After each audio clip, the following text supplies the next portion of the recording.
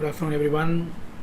Welcome back to Excel Snippet, your YouTube channel for all your Excel formula and ribbon learning. Yesterday, I started a new series called Ribbon Function versus Formulas. So, wherever we have functions available in the ribbon and as well as the formula, I'm trying to elaborate all of them. So, in the previous video, I told you how to work with subtotal functional. If you haven't seen that function or that particular video, I'll add them to the description so you can watch that video. And in today's function, we are about to see the filter function. If anybody uses Excel and if anybody knows using Excel, basically they will definitely use the filter function. So many people believe that VLOOKUP and pivot table are the most or highly used functionality in Excel, but unfortunately it is not. The most or effectively used function by every person who touched Excel will be filter. So let's see how to use a filter. I'm not going to go too deep into the filter part. I'm planning to add a filter function at a very basic level. So the first part is I'm going to use a ribbon function. So I'll just come back to the filter option here. So you can see that I'm using a ribbon function in here.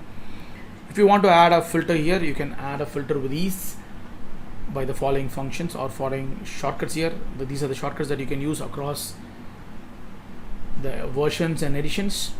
But do remember that. So when you're adding a filter in a situation like this, so you have to be very clean and clear. So you have to select the place where you want your filter to be added. If this particular data is in a first row of the data and we don't have any other data relevant to that point, then I can add the filter however I wanted it. Wherever I place the cursor in the data and hit a filter, it will work. But if I'm doing it in between like this, I'm starting the data in the third row, that is B3 to D3 is the header starts in. So I want to add a keyboard shortcut here. So the keyboard shortcut that I can either use the oldest format. When we learned 2003 version, we use Alt DFF. This is the shortcut key that we use to add filters. And then once we jump to 2007 version, then we use Control Shift L, which allows us to add or delete a functionality like this. And later on, this is one of my LinkedIn person, or it is Mr. Amit Tarpe. I think I am giving his name correctly. So he's the one who introduced this particular shortcut to me, Alt 80. So when I say Alt 80, it is still adding a filter for me. So he termed this filter as Alt Amit Tarpe. So that's what he said. I am sorry that if I pronounce your name wrongly, forgive me, mate. This is something which is given by you to me, so I learned this particular shortcut from you. So you can use any one of the shortcut here, Alt DFF or Control Shift L or Alt 80. So whichever one format that you feel it is perfect, you can do that, and then you can filter it out just whatever you want to filter here. So I'm going to filter out the outdoor unit, and you can see the filter part here separately. But Excel have improved this particular option better. If you're Office 365 user and you are gifted right now, so the next point that I'm going to use right now is a filter as a formula. I'm keeping my data a little ready-made here. So I've created a data validation here in the list, and then I have created data validation based on this unique list. So if you want to know more about my unique formulas and the data validation, I will add the descriptions below in this video, so you can just learn more about the data validation and unique functions. The unique function is something which I would have already given to you earlier when we are trying to extract an advanced filter format. If not, wait for my advanced filter functionality. I will show you 3 ways of doing an advanced filter, or 3 ways of finding a unique value in a list of a data. The advantage right now is the filter function makes our life so beautiful. Let's see how we are going to do that. So I already add a list here, so let me just add these formula one more time. So I'm going to come down here, take the data validation, choose sport here. Now I want to add a formula here. If you are using Office 365 and above, you will get this formula by default. Earlier it was an insider edition of Excel, so now it is available for all the Office 365 users, I believe. I'm having it, so hopefully you will be also having it. if you are using the same version. So I'm using the 365 version called 2103 built 13901. So if you're using the same version or maybe a version a little below here and there in Office 365, I think after 2020 March you will get the filter option here. I believe earlier it was not there because it was only in the Insider Edition.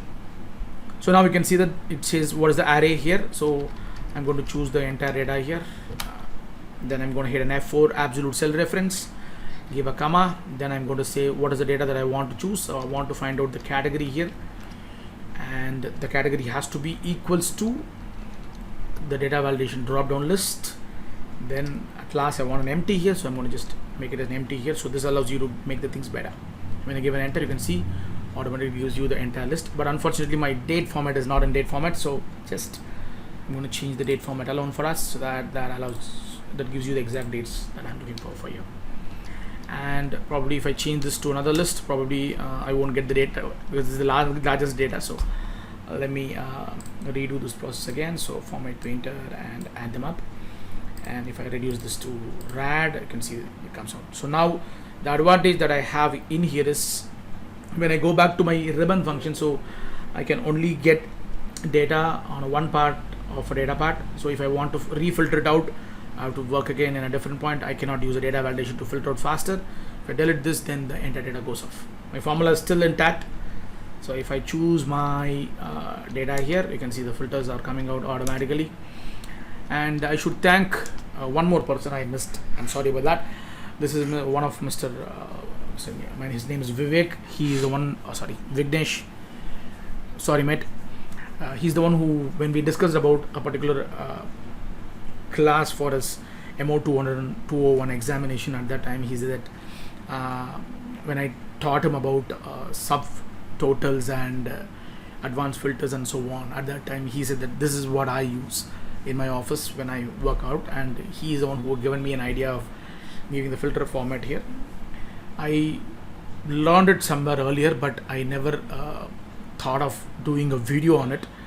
But today I should thank Amish Tarpe, and for this I should thank Vignesh once again. Guys, hope you're watching this video, or if you tend to watch this video, and my namaste for you. And this is how we deal with filter function.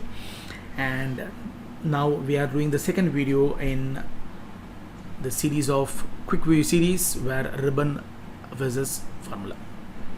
Catch you up tomorrow with one more formula tomorrow, and stay safe, stay at home, wear mask. If you can maintain social distancing, please keep that intact.